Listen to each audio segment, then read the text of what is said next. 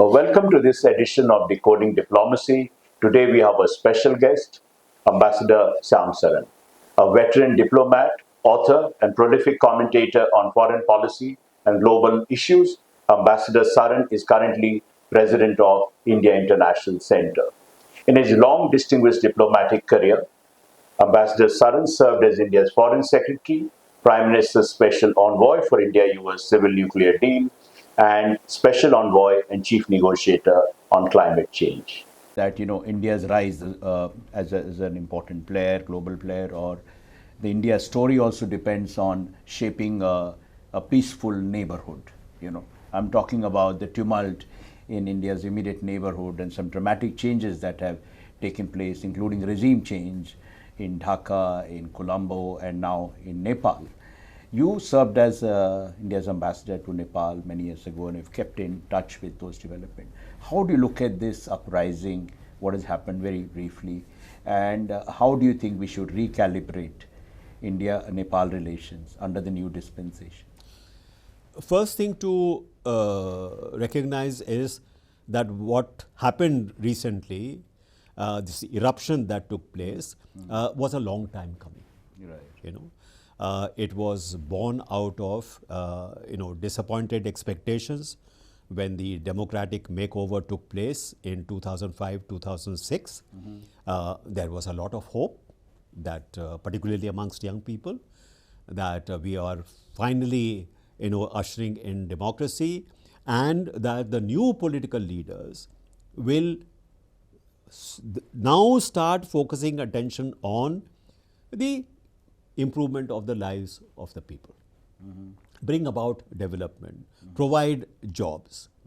Now, it is for so many years now since then that each government which has taken power in Kathmandu has not been able to meet those expectations. Right. And there has been endemic corruption, for example. One of the reasons why there was such a reaction amongst the young people was at the same time that they were suffering, not having jobs, not having employment. You had the sons and daughters of the leaders who were leading, very glamorous lives, who seemed to have no problem in terms of affording the most expensive clothes, most expensive holidays. So this is why they had this term Nepo baby, which is nepotism. So this was building up, and I think the leadership, political leadership, was completely out of touch with what was happening on the ground. Right. And this is a generational change which we are seeing, because this is a generation of young people who are far more connected with each other, far more aware of what is happening around in the world. True. Okay? And not only is social media used for entertainment, but also for conversing with each other, sharing views with each other, and mobilizing opinion. Right. So this is actually a very, very significant expression of the kind of change that has taken place thanks to technology. Right. So I would like to point out that the student demonstrations were in fact peaceful to begin with, and there was unfortunately a violent reaction and shooting of several of the youngsters. Right. That generated obviously a considerable amount of anger.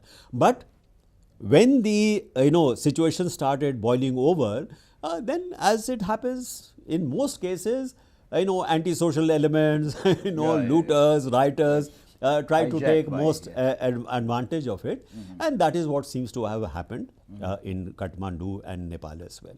So I think it is very important for us to make that distinction, that the Gen Z is not rioters and looters. Gen Z is actually now engaged in cleaning up the mess which is there in Right. So we should align ourselves with that democratic sentiment, with that hope for change in the future. in which India can be a very major partner. Right. You know, Right. you look at the destruction which has taken place.